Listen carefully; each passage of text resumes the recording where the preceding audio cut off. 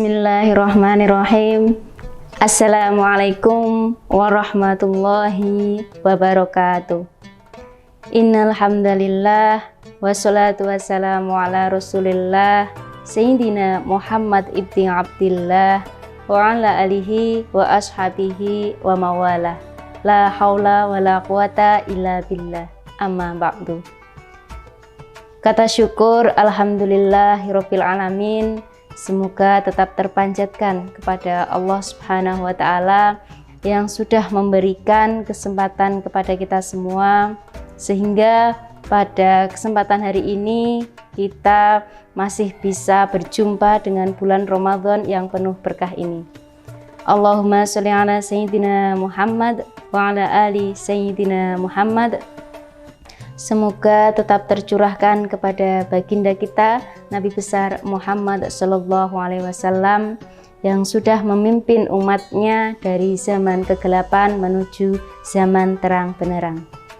Dan semoga kita kelak di akhirat mendapat syafaatnya. Amin amin amin ya robbal alamin. Teman-teman yang dirahmati oleh Allah Subhanahu Wa Taala, sudah kita ketahui.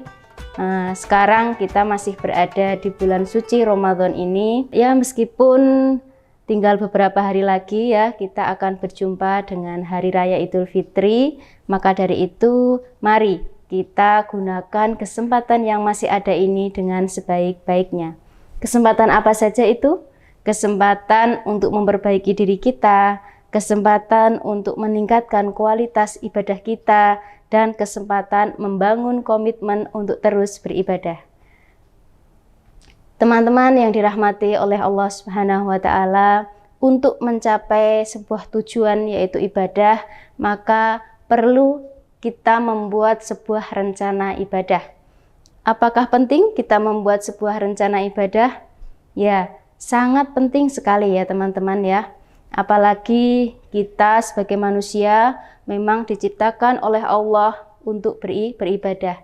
Sesuai dengan firman Allah yang ada di dalam Al-Quran, yaitu surat yang ke-51 yang terdiri dari 60 ayat, yaitu surat Az-Zariyat yang pada ayat 56 Allah berfirman, A'udzubillahi minasyaitonirrajim. Bismillahirrahmanirrahim. Wa ma khalaqatul jinna wal insa illa liya'budun. Dan aku tidak menciptakan jin dan manusia melainkan agar mereka beribadah kepadaku.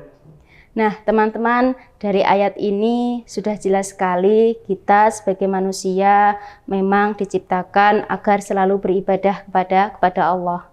Saya yakin teman-teman, para ulama, para orang-orang soleh dalam menjalankan ibadahnya itu beliau juga memiliki rencana ibadah.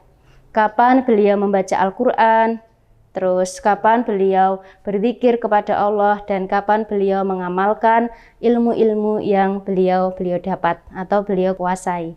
Teman-teman yang dirahmati oleh Allah Subhanahu wa Ta'ala, selain yang sudah saya paparkan akan pentingnya membuat sebuah rencana ibadah tadi, dengan membuat rencana ibadah itu bisa membantu kita untuk fokus kepada tujuan ibadah kita. Bisa membantu kita untuk mengatasi hambatan dan kesulitan-kesulitan kehidupan kita. Dan bisa membantu kita untuk meningkatkan kualitas ibadah kita. Nah, lalu bagaimana cara membuat rencana ibadah yang efektif? Nah, ini berdasarkan pengalaman saya ya teman-teman ya. Bisa teman-teman jalankan. Cara membuat rencana ibadah yang efektif itu yang pertama, teman-teman tentukan dulu tujuan ibadah teman-teman. Nah, di dalam Islam, tujuan ibadah itu dibagi menjadi beberapa kategori. Nah, tujuan ibadah yang pertama yaitu tujuan ibadah spiritual, di mana tujuan ibadah ini untuk meningkatkan ketakwaan kita, meningkatkan keimanan kita, dan meningkatkan kedekatan kita kepada Allah Subhanahu wa Ta'ala. Kemudian tujuan yang ibadah yang kedua yaitu tujuan ibadah moral. Tujuan ini bertujuan untuk meningkatkan akhlak kita terhadap sesama dan meningkatkan empati, kasih sayang kita terhadap sesama. Yang ketiga, tujuan ibadah sosial. tujuan ibadah sosial ini untuk meningkatkan keharmonisan kita atau kerukunan kita di dalam bermasyarakat. Yang keempat yaitu tujuan ibadah pribadi. Tujuan ibadah pribadi ini bisa meningkatkan kesabaran kita dan meningkatkan kualitas hidup kita atau kualitas ibadah kita.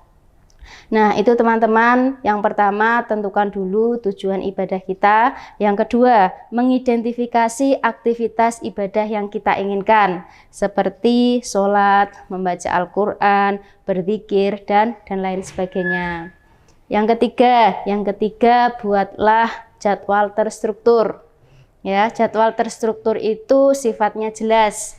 Jadi waktu bahkan tanggalnya juga sudah kita tentukan dengan jelas. Kemudian jadwal terstruktur itu sifatnya juga fleksibel, bisa menyesuaikan kebutuhan dan situasi yang berubah. Untuk jadwal terstruktur ini teman-teman, itu selain fleksibel dan jelas, itu juga sistematis. Jadi ketika kita membuat jadwal yang terstruktur atau yang sudah sistematis, itu akan membantu kita dalam menjalankan aktivitas ibadah secara berurutan. Selanjutnya teman-teman, yang keempat itu prioritaskan ibadah aktivitas wajib, yaitu sholat 5 waktu, dan prioritaskan aktivitas ibadah tambahan sebagai amalan kita atau pakaian ketakwaan kita kelak di akhirat. Ya, seperti para waliullah teman-teman, para orang-orang soleh, beliau di akhirat juga memiliki pakaian ketakwaan. Pakaian ketakwaan Sunan Ampel yaitu Al-Fatihah. Pakaian ketakwaan Sunan Bonang Allahu. Pakaian ketakwaan Syekh Abdul Qadir Al-Jailani La ilaha illallah. Pakaian ketakwaan Syekh Syarif Hidayatullah La ilaha illallah juga. Pakaian ketakwaan Kanjeng Sunan Kalijogo Al-Fatihah dan Allahu. Lalu apa pakaian ketakwaan kita? Nah, silahkan teman-teman memilih aktivitas ibadah tambahan. Kemudian yang kelima, sesuaikan jadwal teman-teman dengan kehidupan sehari-hari. Seperti sesuaikan dengan jadwal kerja, jadwal sekolah, dan jadwal kegiatan-kegiatan lainnya. Yang keenam teman-teman, yaitu evaluasi jadwal dan perbarui jadwal. Jadi ketika kita sudah membuat rencana ibadah, itu perlu kita evaluasi secara teratur. Nah, dan jika perlu kita juga perbarui jadwalnya, ya, seperti mengurangi atau menambahkan. Tapi teman-teman, terkait dengan ibadah itu usahakan untuk menambahkan ya, bukan justru kita kurangi, usahakan untuk ditambah. Yang ketujuh ini teman-teman, tentukan cara untuk mengatasi hambatan. Misalnya nih ya, ketika kita mau menjalankan ibadah yang sudah kita rencanakan, sudah kita buat jadwalnya, kemudian terhalang dengan beberapa kegiatan, itu kita harus tentukan solusinya, seperti mengganti ibadah kita di waktu yang lain. Nah, itu teman-teman terkait dengan cara membuat rencana ibadah yang efektif. Nah, di sini saya juga akan memberikan satu contoh rencana ibadah yang terstruktur. Contohnya teman-teman bisa teman-teman jalankan ya, atau bisa teman-teman gunakan.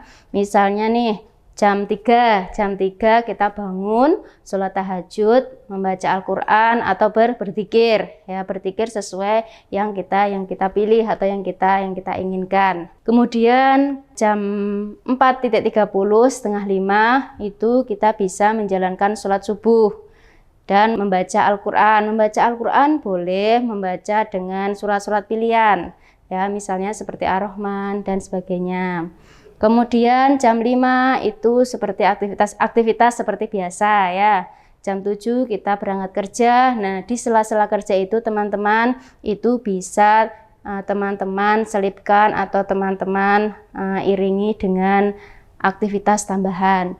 Kan ada tuh kadang ada seseorang yang memang khusus untuk dirinya itu mentargetkan aktivitas ibadah tambahan, misalnya sholawat 1 hari 1000 kali misalnya. Nah, itu bisa diselipkan ketika kita bekerja. Selanjutnya di jam 12 teman-teman, itu kita sholat zuhur ditambah lagi membaca Al-Quran. Membaca Al-Quran itu tidak harus banyak ya teman-teman, bisa 3-5 ayat saja tidak apa-apa. Lanjut kita kerja, dan jam 3 kita sudah sholat asar. Boleh kita sambil membaca Al-Quran atau berzikir. Tidak perlu lama-lama, ya sebentar saja tidak masalah. Selanjutnya jam 4 atau jam 5 kita bisa pulang kerja, sampai rumah kita aktivitas biasa, dan jam 6 kita sholat maghrib. Biasanya kalau setelah sholat maghrib itu kita bisa membaca Al-Quran. Kalau misalnya hari Kamis malam Jumat bisa kita tambahkan tahlil atau surat-surat pilihan, misalnya surat Kahfi atau sebagainya ya. Lanjut, karena ini bulan Ramadan ya teman-teman ya, jam 7 kita sholat isya ditambah sholat tarawih. Nah, setelah sholat tarawih kita bisa mengikuti secara rutin kajian-kajian Al-Quran atau ikut darus di mushola dan masjid misalnya. Itu contoh yang bisa teman-teman gunakan ya di saat bulan Ramadan. Nah, baik teman-teman yang dirahmati oleh Allah Subhanahu wa Ta'ala, dari semua yang sudah saya paparkan bisa kita ambil kesimpulannya ya, bahwa kesimpulannya itu kita memang perlu dan penting sekali untuk membuat sebuah rencana ibadah. Apalagi kita buat atau kita mulai di bulan Ramadan ini dan kemudian kita terapkan di hari atau di bulan-bulan selanjutnya. Begitu ya teman-teman ya. Baik teman-teman yang dirahmati oleh Allah Subhanahu wa Ta'ala, mari kita ingat kembali bahwa kita itu diciptakan memang agar beribadah kepada Allah. Jadi selalu libatkan Allah dalam segala aktivitas kita. Dan mari kita membuat sebuah rencana ibadah yang efektif dan terstruktur. Jika kita jalani dengan sungguh-sungguh ibadah yang sudah kita buat atau sudah kita rencanakan, maka bisa membantu kita untuk berkomitmen terus beribadah kepada Allah. Dan bisa membantu kita meningkatkan kualitas hidup kita, mendekatkan diri kepada Allah Subhanahu wa Ta'ala. Oke, mungkin hanya itu yang bisa saya sampaikan. Kurang lebihnya mohon maaf. Saya ucapkan selamat menjalankan ibadah puasa, dan semoga kita bisa berjumpa di hari raya Idul Fitri yang ke-1446 Hijriah. Amin amin amin ya robbal alamin. Ihdinas siratal mustaqim. Wassalamualaikum warahmatullahi wabarakatuh.